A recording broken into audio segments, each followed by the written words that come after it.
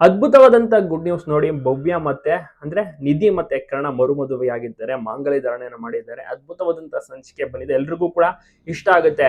ಏನು ಆರಂಭದಿಂದಲೂ ಕೂಡ ಅಷ್ಟೇನೆ ಕರ್ಣ ಮತ್ತೆ ನಿಧಿ ಒಂದಾಗ್ಬೇಕು ಅಂತಾನೆ ಜನರು ಬಯಸಿದ್ದು. ಸೊ ಇತ್ತೀಚೆಗಷ್ಟೇ ಇವರ ಒಂದು ಮದುವೆಯ ಸಂಭ್ರಮವನ್ನು ಕೂಡ ನೋಡಿರ್ತಾರೆ. ಹೆಂಡತಿಯಾಗಿ ಕೂಡ ಬಂದಾಯ್ತು ನಿಧಿ. ಈಗ ಮತ್ತೊಮ್ಮೆ ಒಂದು ಮರುಮದುವೆಯನ್ನ ಮಾಡಿದ್ದಾರೆ. ಸೊ ಮನೆಯಲ್ಲಿ ಏನು ಸಾಂಪ್ರದಾಯಿಕವಾಗಿ ಏನು 7 ಹೆಜ್ಜೆ ಸಪ್ತಪದಿಯನ್ನು ತುಳಿಯುವಂತ ಒಂದು ಮೂಲಕ ಈ ರೀತಿಯ ಒಂದು ಎಪಿಸೋಡ್ ಬಂದಿದ್ದು ಜನರಿಗೆ ಸಿಕ್ಕಾಪಟ್ಟೆ ಖುಷಿ ಆಯ್ತು.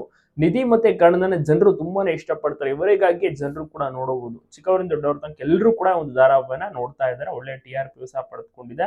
ಬಟ್ ಈ ರೀತಿಯ ಒಂದು ಟ್ವಿಸ್ಟ್ ಮತ್ತೆ ಈ ರೀತಿಯ ಒಂದು ಏನು ಮತ್ತೆ ಮರುಮದುವೆ ಸಂಚಿಕೆ ಬಂದಿದ್ದು ಜನರಿಗೆ ತುಂಬಾನೇ ನೋಡಕ್ಕೆ ಖುಷಿ ಆಯ್ತು. ಸಖತ್ತಾಗಿ ನಡೆಸ್ತಾ ಇದ್ದಾರೆ ಭವ್ಯ ಮತ್ತೆ ಕಿರಣ್ ರಾಜ್ ಅವರು. ಮತ್ತೆ ಇಲ್ಲಿ ರಮೇಶನ ಒಂದು ಕುತಂತ್ರವೂ ಕೂಡ ಎದ್ದು ಕಾಣ್ತಾ ಇದೆ.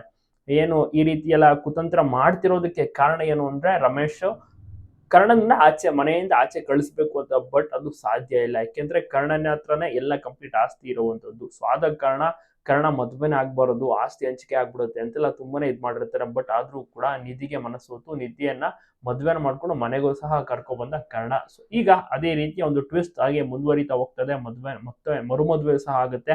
ಅದನ್ನು ಕೂಡ ನೋಡಿ ಜನರು ತುಂಬಾನೇ ಖುಷಿ ಪಟ್ಟಿದ್ದಾರೆ. ಇಬ್ರು ಕೂಡ ತುಂಬಾ ಅದ್ಭುತವಾಗಿ ಅನ್ಯೋನ್ಯವಾಗಿ ಕಾಣಿಸ್ತಾ ಇದಾರೆ, ಮಿಂಚ್ತಾ ಇದಾರೆ. ಎಲ್ರಿಗೂ ಕೂಡ ಇಷ್ಟ ಆಗ್ತಿದೆ. ಕರ್ಣ ಮತ್ತೆ ನಿಧಿಯ ಜೋಡಿ ನೆಕ್ಸ್ಟ್ ಲೆವೆಲ್, ಎಲ್ರಿಗೂ ಕೂಡ ಇಷ್ಟ. ಮತ್ತೆ ಕಿರುತೆರೆಯಲ್ಲಿ one of the cute couple ಇವರಾಗಿದ್ದಾರೆ. ಮತ್ತೆ ಅನೇಕ ಅವಾರ್ಡ್ಗಳು ಕೂಡ ಇವರಿಗೆ ಸಿಕ್ಕಿದೆ.